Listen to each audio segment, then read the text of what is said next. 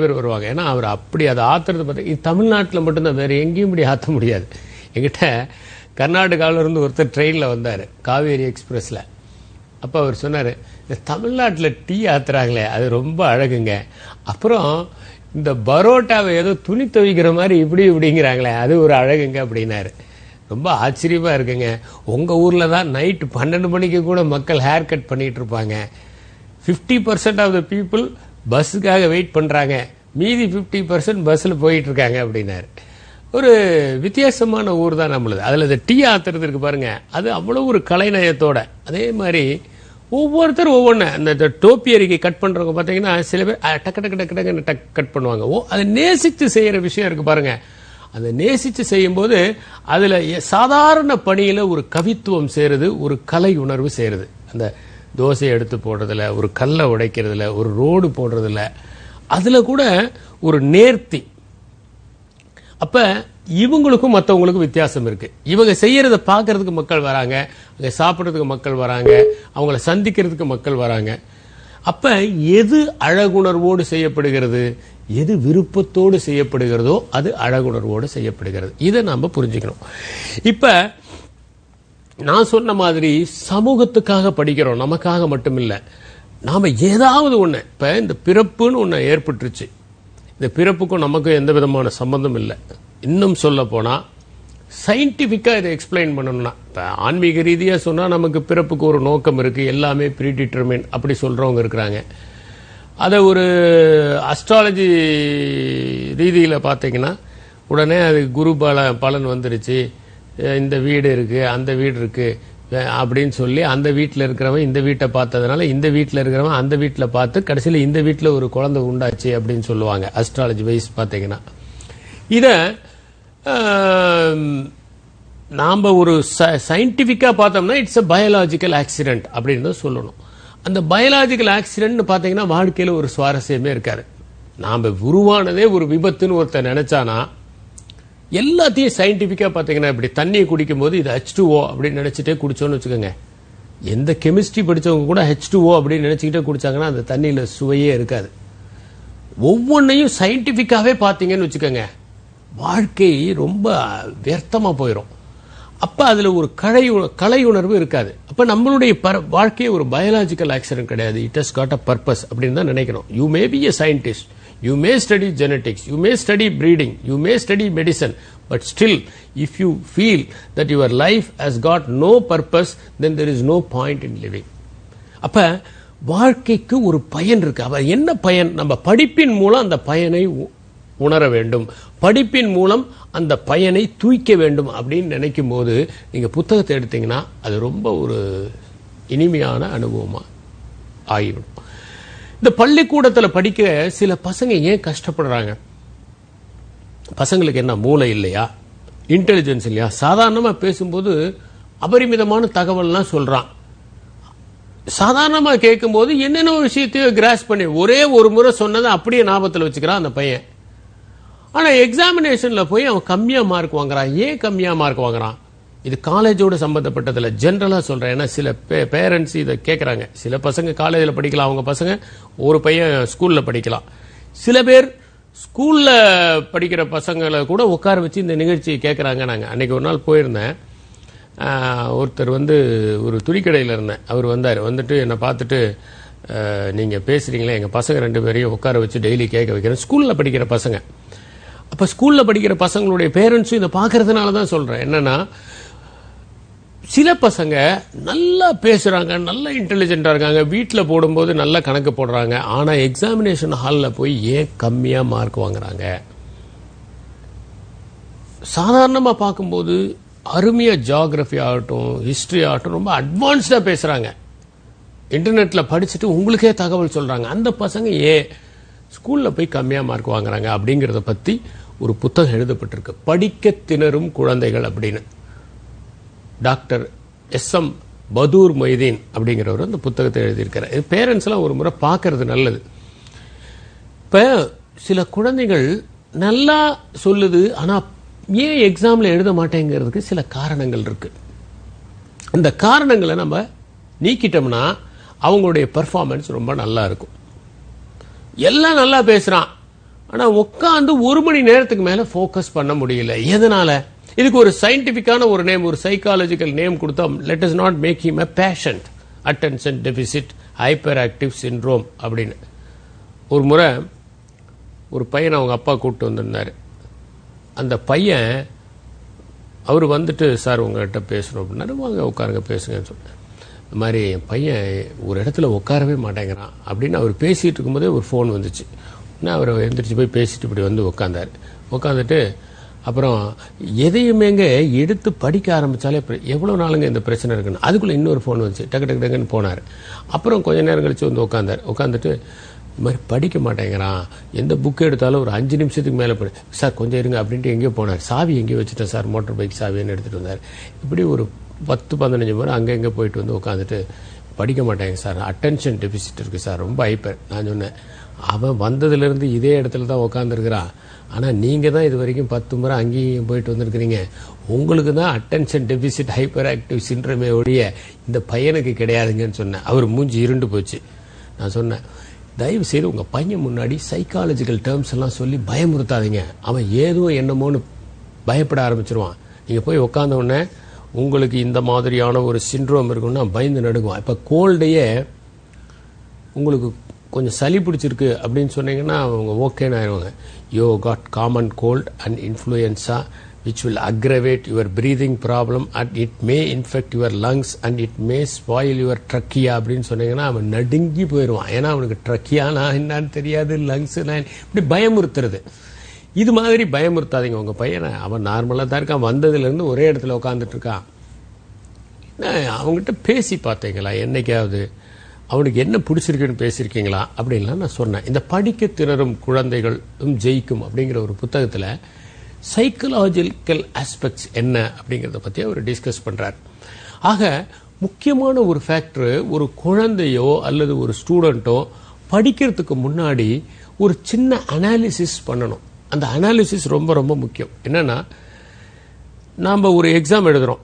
இப்போ இது வரைக்கும் +2 வரைக்கும் நம்ம பல எக்ஸாம்ஸ் எழுதியிருக்கிறோம். நமக்கு என்ன ஸ்ட்ரென்த்து, என்ன வீக்னஸ்ஸு, என்ன ஆப்பர்ச்சுனிட்டி, என்ன த்ரெட் அப்படிங்கிற ஒரு அனாலிசிஸ் பண்ணணும். இது பிஸ்னஸ் ஆர்கனைசேஷனில் பண்ணுவாங்க. ஒரு உதாரணத்துக்கு இப்போ ஒரு கம்பெனி எடுத்துக்குவாங்க.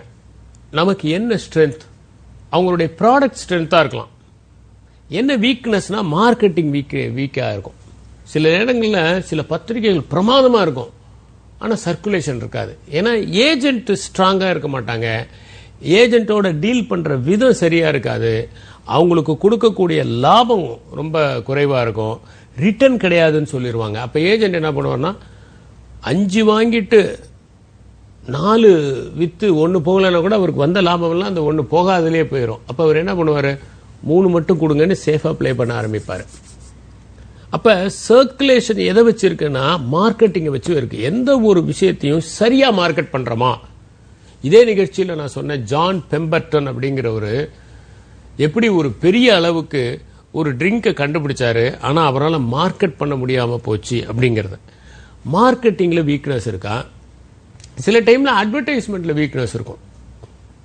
சில டைமில் பார்த்தீங்கன்னா அந்த ப்ரொடக்ஷன் நல்லா இருக்கும், மார்க்கெட்டிங் நல்லா இருக்கும், அட்வர்டைஸ்மெண்ட் இருக்கும், எல்லாமே நல்லா இருக்கும். ஆனால்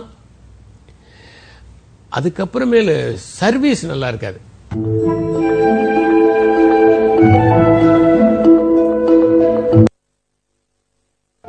சமையல் பிடிக்கும்னா கட்டாயமா சக்தி மசாலாவும் பிடிக்கும். சக்தி மசாலா சமையல் பிடிக்கும் என்றால் சக்தி மசாலாவும் பிடிக்கும். Sri Manakula Vinayagar engineering college.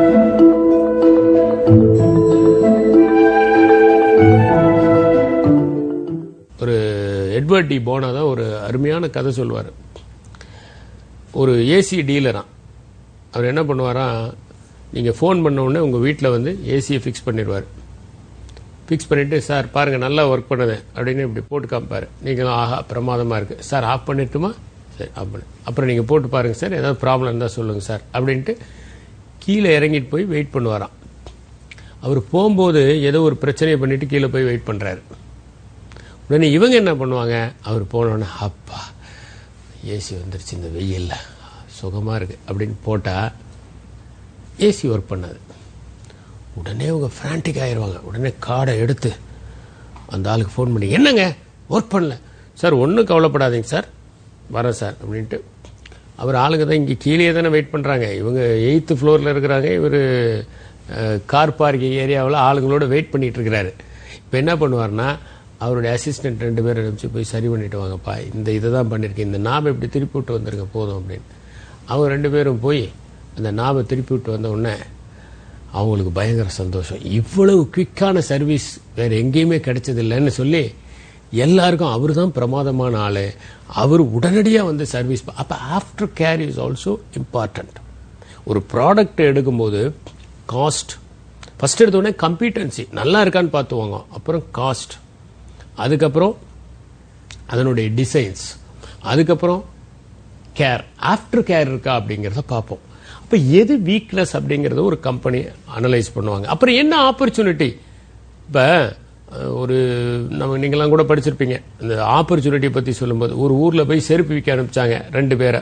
ஒரு ஃபர்ஸ்ட் சேல்ஸ்மேன் போனான், இந்த ஊரில் யாருமே செருப்பே போடுறதில்லை, அதனால செருப்பை இங்கே வியாபாரம் பண்ணுறது வேஸ்ட் அப்படின்னு எழுதி அனுப்பிச்சான். 2வது ஆள் போனான், அவன் பார்த்தான் இந்த ஊரில் யாருமே செருப்பு போடல, அதனால நம்ம செருப்பை இன்ட்ரடியூஸ் பண்ணி நல்லா மார்க்கெட்டிங் பண்ணோம்னா நிறைய சேல்ஸ் ஆகிறதுக்கு வாய்ப்பு இருக்குன்னு.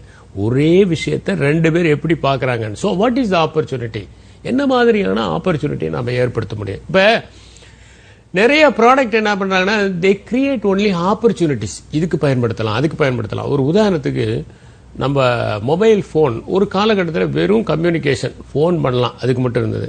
அடுத்தது மெசேஜுக்காக கொண்டு போனாங்க. அடுத்தது எங்கே கொண்டு போனாங்கன்னா, நீங்கள் இந்த ஸ்மார்ட் ஃபோன் அப்படின்னு வந்த பிறகு வாட்ஸ்அப், ஃபேஸ்புக், அப்புறம் இன்டர்நெட். இப்போ என்னாச்சுன்னா, மொபைலை வந்து ஒரு கம்ப்யூட்டராக மாற்றிட்டாங்க.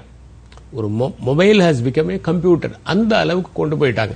இது எதுக்கு சொல்ல வரேன்னா, ஆப்பர்ச்சுனிட்டி என்ன, அதுக்கு என்ன த்ரெட் இருக்கு, வேற என்னென்ன கம்பெனி.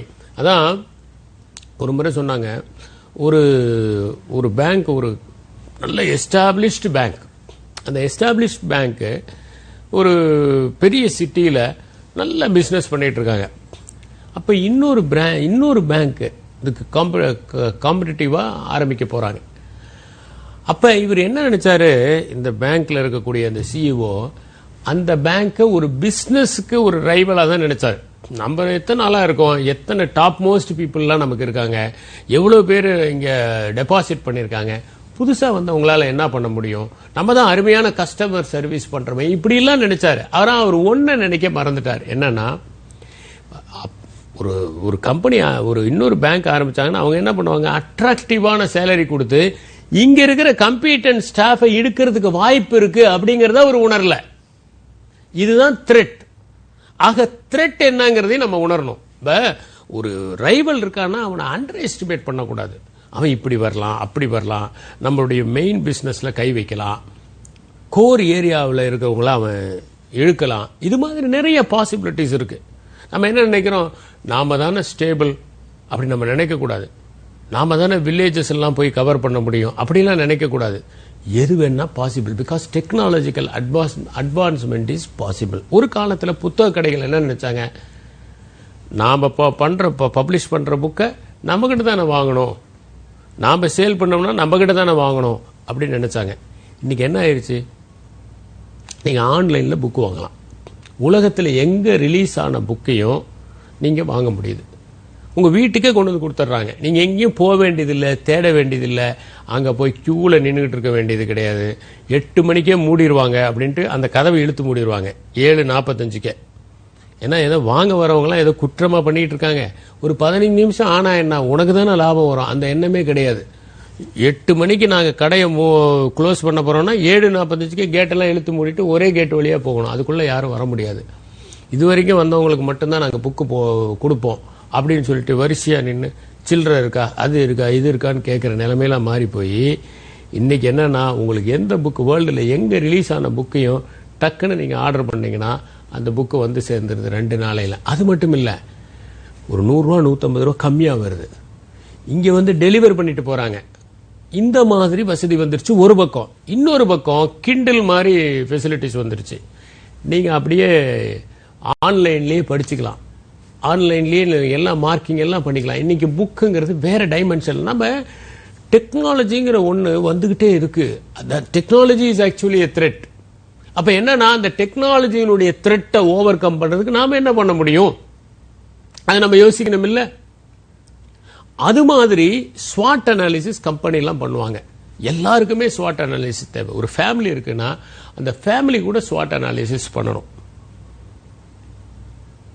ஒரு தனி மனிதன் கூட ஸ்வாட் அனாலிசிஸ் பண்ண. இப்ப நானே இருக்கேன்னா உட்காந்துக்கிட்டு எனக்கு என்ன ஸ்ட்ரென்த், எனக்கு ஸ்ட்ரென்த் இது, எனக்கு என்ன வீக்னஸ், எனக்கு இந்த வீக்னஸ் இருக்கு, இதை எப்படி ஓவர் கம் பண்றது அப்படின்னு யோசிக்கணும். எனக்கு என்ன ஆப்பர்ச்சுனிட்டி, எனக்கு என்ன த்ரெட், இதையெல்லாம் நான் யோசிக்கணும். ஒவ்வொருவருமே ஒரு ஸ்வாட் அனாலிசிஸ் பண்ணிட்டு அந்த வீக்னஸை ஓவர் கம் பண்ண பார்க்கணும். ஓவர் கம் பண்ண பார்க்கலன்னா கூட புரிஞ்சுக்கிட்டாலே அது பெரிய விஷயம் தான். The person who understands is weakness can easily over come is weakness. முதல்ல நம்ம என்ன நினைக்கிறோம், எனக்கு எந்த வீக்னஸுமே கிடையாது அப்படின்னா அப்புறம் நம்ம திருந்துறதுக்கு வாய்ப்பே கிடையாது. முதல்ல வீக்னஸை நம்ம அண்டர்ஸ்டாண்ட் பண்ணணும். அப்ப ஸ்டூடெண்டா இருக்கிறவங்க ஒரு ஸ்வாட் அனாலிசிஸ் எப்படி பண்ணணும், இந்த ஸ்வாட் அனாலிசிஸ் பேசிஸ்ல தான் நாம ஃபர்தரா போக முடியும். நான் ஏற்கனவே ஒரு முறை சொன்னேன், சிவில் சர்வீசஸ் பத்தி பேசும்போது, நான் முதல் முறை எழுதும்போது எனக்கு 227th ரேங்க் கிடைச்சது. ஒரு 30 மார்க்ஸ்ல I would have missed IAS. 227th rank கிடைச்ச உடனே மார்க் அனுப்புவாங்க சிவில் சர்வீசஸ்ல, நீங்க எவ்வளவு மார்க் வாங்கியிருக்கீங்கன்னு அனுப்புவாங்க. அதை பார்க்கும்போது, ஆனா எக்ஸாம் எழுதும்போது எனக்கு தெரிஞ்சது ஒரு பேப்பர்ல நான் சரியா பண்ணல, செகண்ட் பேப்பர்ல சரியா பண்ணல. அக்ரிகல்ச்சர் செகண்ட் பேப்பர்ல, ஏன்னா அக்ரிகல்ச்சர் செகண்ட் பேப்பர்ல breeding, entomology, plant physiology, plant pathology, இந்த மாதிரி விஷயங்கள், சீட் டெக்னாலஜி, இந்த மாதிரி விஷயங்கள்லாம் இருந்தது. இதுல ஒரு என்னன்னா, சீட் டெக்னாலஜியை இந்தியா லெவல்ல ஒரு பெரிய சப்ஜெக்டா கருதுறாங்க. ஆனா டிஎன்ஏயூல அப்போ ஒரே ஒரு கோர்ஸ் தான் சீட் டெக்னாலஜி. சீடை எப்படி ட்ரீட் பண்ணணும், கேப்டான், திராம் அப்படிங்கிற 2 கெமிக்கல் எடுங்க, 2 கிராம் ஒரு சீடுக்கு போடுங்க, இந்த மாதிரி சில விஷயங்கள்லாம் சொல்லி கொடுப்பாங்க சீடை டெக்னாலஜியை பற்றி. சீட் டெக்னாலஜி எங்களுக்கு முக்கியமான சப்ஜெக்டா இல்ல. பிளான் பிசியாலஜியை பொறுத்த வரைக்கும் ஃபர்ஸ்ட் இயரோட முடிஞ்சு போயிடும் பிளான் பிசியாலஜி. ஆனா அங்க பிளான் பிசியாலஜிக்கு lot of importance is being given. என்டமாலஜியை பொறுத்த வரைக்கும் நம்மளுடைய கிராப் என்ன, நெல், கரும்பு, வாழை, பருத்தி, ராகி, கம்பு, சோளம், நிலக்கடலை, இது மாதிரியான கிராப்பை பத்தி நம்ம படிக்கிறோம். ஆனா இந்தியா லெவல்ல பார்க்கும்போது wheat, barley, sugar beet, carrot, potato, mustard, இந்த மாதிரியான கிராப்ஸ்க்கு இம்பார்ட்டன்ஸ் கிடைக்குது. அப்ப ஃபர்ஸ்ட் டைம் நான் இந்த தமிழ்நாடு பெர்ஸ்பெக்டிவ்ல போனதுனால ஒரு 20 மார்க் கேள்வி எழுதக்கூட முடியல. ரெண்டாவது ஒரு பெஸ்ட், ஒரு கிராப்னுடைய பெஸ்ட் கேட்டா எல்லா பெஸ்டையும் எழுதுறது, எல்லாத்தையும் பண்றது, இது மாதிரி தப்பான ஒரு அபிப்பிராயத்தில் பண்ணினேன் நான். இதனால 227th ரேங்க். ரொம்ப வருத்தமான ஒரு மனநிலை தான், இவ்வளவு கம்மியா வாங்கிட்டோமேனு. ரெண்டாவது முறை என்ன பண்ணேன்னா, எழுதும்போது இந்த என்னென்ன வீக்னஸ் இருந்ததுங்கிறத புரிஞ்சுக்கிட்டேன். இனிமேல் நம்ம அதிகமா ஃபோக்கஸ் பண்ண வேண்டியது north Indian crops, potato, barley, wheat, இந்த மாதிரி கிராப்ஸ்க்கு அதிகமான இம்பார்ட்டன்ஸ் கொடுக்கணும், அங்க இருக்கக்கூடிய வெஜிடபிள்ஸ்க்கு அதிக இம்பார்ட்டன்ஸ் கொடுக்கணும் அப்படிங்கிற ஒரு விஷயத்தை நான் புரிஞ்சுக்கிட்டேன். ரெண்டாவது, we should give more importance for seed technology, we should give more importance for plant physiology. என்டமாலஜிலாம் அங்க அதிக இம்பார்ட்டன்ஸும் கொடுக்கல. இதையெல்லாம் நான் ஓரளவுக்கு புரிஞ்சுக்கிட்டேன். புரிஞ்சுக்கிட்ட பிறகு அதுக்கேற்ற மாதிரி புக்ஸ் எல்லாம் வாங்கி நோட்ஸ் எல்லாம் ப்ரிப்பேர் பண்ண ஆரம்பிச்சேன். இன்னொன்னு புரிஞ்சுக்கிட்டேன், வளவடா குடகுடன்னு ஆன்சர் எழுதக்கூடாது. ஒரு கிராப்ல பெஸ்ட் என்னன்னு கேட்டாங்கன்னா 2 முக்கியமான பெஸ்ட் மட்டும் எழுதினா போதும் அப்படிங்கறத புரிஞ்சுக்கிட்டேன். இப்ப என்ன பண்ணேன், அங்க போனோன்னு கரெக்டா எந்தெந்த டைம்ல எந்தெந்த கொஸ்டினை முடிக்கணுங்கிறத ஒரு பக்கத்திலேயே நோட் பண்ணேன். இப்போ காலையில் மத்தியானம் செகண்ட் பேப்பர் 2 மணிக்கு ஆரம்பிக்கும், 2:10 வரைக்கும் கொஸ்டின்ஸை ஒரு தடவை படிச்சுட்டு 2:10 2:30 எது, 2:30 2:40, இப்படி ஒவ்வொன்றுக்கும் மார்க்குக்கு தகுந்த மாதிரி டைம் போட்டுக்கிட்டே வந்தேன். அந்த டைம்ல அதை முடிச்சேன். இப்போ 2 பெஸ்ட்னா 2 பாதி பேப்பரை பக்கத்தை விட்டுறது, அதில் அந்த பெஸ்ட் எப்படி இருக்கும் படம், அது எப்படி கிராப்பை டேமேஜ் பண்ண, இந்த படத்தெல்லாம் போட்டுட்டு முக்கியமான ஃபேக்டர்ஸ் மட்டும் எழுது. கரெக்டாக முடிச்சுட்டு வெளியே வந்துட்டேன். பக்கத்தில் உட்காந்தவங்க எப்படி எழுதுனாங்கன்னு வெளியே வந்த பிறகு சொன்னாங்க, நான் எல்லா பெஸ்ட்டையும் எழுதினேன், எனக்கு டைம் பத்தாமல் போச்சுன்னாங்க. காரணம் தான், நம்ம இங்கே படித்த உடனே இந்த அகாடமிக் அப்ரோச்சில் அதை எழுத ஆரம்பிக்கிறோம். ஆனால் நேஷனல் லெவலில் சில பெஸ்ட் முக்கியமாக இருக்கும், ரீஜனல் லெவலில் சில பெஸ்ட் முக்கியமாக இருக்கும். நேஷனல் லெவலில் முக்கியமான பிரச்சனைக்குள்ள பெஸ்ட்டு, முக்கியமான பேத்தஜன்ஸ், இதை மட்டும் எடுத்து எழுதினேன். இப்போ என்னன்னா, நான் பிளான் பிசியாலஜிலையும் சீட் டெக்னாலஜிலையும் அதிக ஃபோக்கஸ் பண்ணேன். நிறைய புக்ஸ் வாங்கி படித்தேன். அப்புறம் சீட் டெக்னாலஜியில் என்ன கொஷின்ஸ் கேட்டிருக்காங்க 10 வருஷங்கிறத எடுத்து பார்த்தேன். ரீசெண்ட் அட்வான்ஸ்மெண்ட் என்ன இருக்குங்கிறது ஜேர்னல்ஸில் பார்த்தேன். இப்போ என்னாச்சுன்னா, எதில் என்னுடைய வீக்னஸ் இருந்ததோ அதை I was able to over come. இது ஒரு வகை. இன்னொன்று என்னன்னா, சுட்டு போட்டாலும் எனக்கு மேக்ஸே வராது அப்படின்னு சில பேர் சொல்லுவாங்க. மனநிலை அப்படி கிடையாது. வராது அப்படின்னு சொல்ல முடியாது, நம்ம அந்த மாதிரி நம்ம மனசு திருப்பி வைக்கல. அதே நேரத்தில் சில பேர் மேத்தமேட்டிக்ஸ்ல பிரமாதமா பண்ணுவாங்க, கிஃப்டட் சில்ட்ரன் மாதிரி இருப்பாங்க. சில பேருக்கு மேத்தமேட்டிக்ஸ் கொஞ்சம் குறைவாக தான் வரும். அப்படி இருக்கிறவங்க என்ன பண்ணணும்னா, நம்ம வம்படியா போய் பிஎஸ்சி மேக்ஸில் சேரக்கூடாது, இன்ஜினியரிங் சேரக்கூடாது. நாம் மேக்ஸ் இல்லாத ஒரு விஷயத்தை எடுத்துக்கிட்டு அதில் நாம் அதிகமான ஆர்வத்தை செலுத்தி அதை படித்து நல்லபடியாக வர முடியும். நமக்கு எது வருதோ அதை சூஸ் பண்ணணும். இதுக்கு தான் இந்த செலெக்ஷன் ஆஃப் மேஜர் பற்றி நான் சொன்னேன். ஆக ஸ்ட்ரென்த் என்ன, வீக்னஸ் என்ன, ஆப்பர்ச்சுனிட்டி என்ன, த்ரெட் என்ன அப்படிங்கிறத ஒரு அனாலிசிஸ் நம்ம பண்ணணும். இப்போ என்ன, ஒவ்வொரு முறையும் நம்ம என்ன பண்ணணும்னா, நமக்கு இந்த சப்ஜெக்ட் கொஞ்சம் கஷ்டமா இருக்கு, புரியறதுக்கு கொஞ்சம் கஷ்டமா இருக்கு, இந்த சப்ஜெக்ட்ல நமக்கு அவ்வளவு ஈஸியா இல்லை, இந்த சப்ஜெக்ட் ஈஸியா வருது, கவனிக்கும் போதே எல்லாம் புரிஞ்சிருது, இது கொஞ்சம் முயற்சி பண்ணணும், என்னமோ தெரியல வர மாட்டேங்குது. இப்ப சில பேருக்கு அந்த மாதிரியான ஒரு இன்ஹிபிஷன் இருக்கும். கம்ப்யூட்டரை பார்த்தாலே சில பேருக்கு அலர்ஜியா இருக்கும். கம்ப்யூட்டரை பத்தி புக் எழுதியிருப்பாங்க, ஆனா கம்ப்யூட்டர் ஆன் பண்ண தெரியாது, அந்த மாதிரி ஆளுங்களாம் இருக்காங்க. சயின்ஸ்ல பயங்கரமான ஃபிக்ஷன்ஸ் எல்லாம் எழுதின ஒருத்தர் இருக்காரு, எக்கச்சக்கமான ஃபிக்ஷன், சயின்ஸ்ல பெரிய கில்லாடி, பயோ கெமிஸ்ட்ரி விசிட்டிங் ப்ரொஃபஸரா இருந்தவர். ஆனா அவருக்கு என்ன ஆகும்னா, கம்ப்யூட்டர் மேல ஒரு பயம். நான் தான் சொன்னேன், சிக்மண்ட் ஃப்ராய்டு போகும்போது டைம் டேபிளை படிக்கிறதுக்கு ஒருத்தர் கூட்டிட்டு போவார். அந்த மாதிரியான மனநிலை உள்ளவர்கள் உண்டு. ஏன்னா அவங்களுக்கு ஒரு சின்ன ஒரு ஃபோபியா, இது வராது அப்படின்னு நினைச்சா வராமலே போயிடும், அது மாதிரியான ஒரு ஃபோபியா இருக்கும். அப்ப நம்ம என்ன பண்ணோம், இந்த இது கஷ்டம்னு பதியுது. அதுக்கு பல காரணங்கள் இருக்கு. ஆரம்பத்திலிருந்து நம்மளுக்கு என்ன அப்ரோச், எப்படிப்பட்ட டீச்சர்ஸ் நமக்கு வாச்சாங்க, அல்லது எப்படிப்பட்ட அணுகுமுறையோடு நம்ம அதை தொடங்கணும், இது மாதிரி பல்வேறு விஷயங்கள் இருக்கு. அது முதல்ல எந்தெந்த சப்ஜெக்ட் நமக்கு நல்லா வருது, எந்தெந்த சப்ஜெக்ட்ல கொஞ்சம் நம்ம அதிக ஃபோக்கஸ் பண்ணணும். அப்ப நான் ஃபோக்கஸ் பண்ண வேண்டிய சப்ஜெக்ட்ல என்னென்ன ஆப்பர்ச்சுனிட்டிஸ் இருக்கு, அது எப்படி. இப்ப ஒரு உதாரணத்துக்கு எனக்கு பிசிக்ஸ் வீக்குன்னு வச்சுக்கோங்க, அதுல என்ன ஆப்பர்ச்சுனிட்டி, ஒன்று நான் ஏதாவது ஒரு ஆன்லைன் கோர்ஸில் பிசிக்ஸை இன்னும் ஸ்ட்ரென்தன் பண்ணலாம். சிம்பிளான கைட்ஸ் அதை எடுத்து, பிசிக்ஸ் மேட் சிம்பிள் அப்படின்னு ஒரு புத்தகத்தை படித்தேன், ஒரு ரஷ்யன் ஆத்தர் எழுதியிருந்தார், பிசிக்ஸ் மேட் சிம்பிள். அந்த பிசிக்ஸ் மேட் சிம்பிளில் எல்லாத்தையும் எக்ஸ்பிளைன் பண்ணுறாரு. கிராவிட்டி எப்படி, Newton's third law of motion எப்படி, அதை எப்படி அப்ளை பண்ணுறாங்க, ரொம்ப இன்ட்ரெஸ்டிங். நீங்கள் ஒரு ஸ்டூலில் உக்காந்தீங்கன்னா ஏன் உங்களுக்கு வலிக்குது, ஒரு சேர்ல உட்காந்தீங்கன்னா ஏன் வலிக்க மாட்டேங்குது. இப்போ ஸ்டூல்ல உட்காரும்போது அந்த ரஃப் சர்ஃபேஸ் உங்க உட்கார்ற இடங்கள்ல எல்லாம் ஒரு பெரிய ஒரு அழுத்தத்தை ஏற்படுத்துது. ஒரு சேர்ல உட்காரும்போது அன்ஈவனா இருக்கிறதுனால உங்க பாடி அதோட ஃபிட் ஆகி அது சரியான ஒரு அழுத்தத்தை ஏற்படுத்தாதனால யூ ஃபீல் கம்ஃபர்டபுள். அதனால தான் ஒரு குஷன் அதிகமாக இருக்க you feel highly comfortable.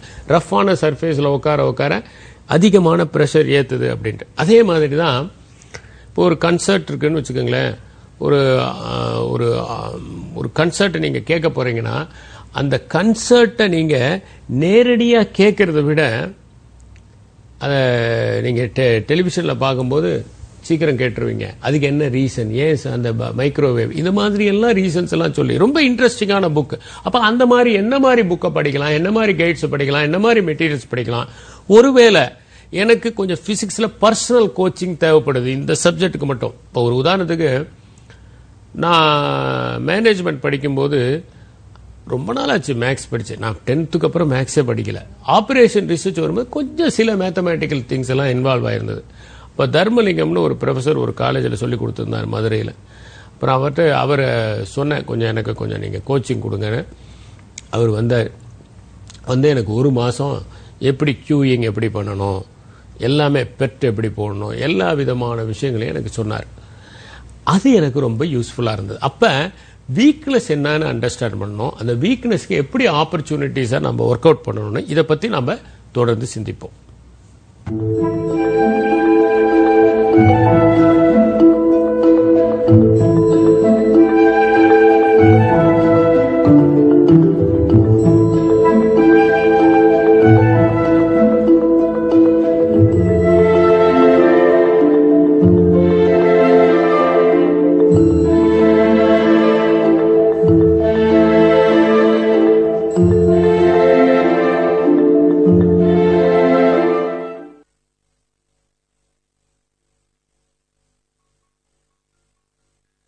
Sri Manakulu Vinayagar Engineering College, accredited by NAC with A grade, accredited by NBA, AICTE, New Delhi, accredited by the Tata Consultancy Services.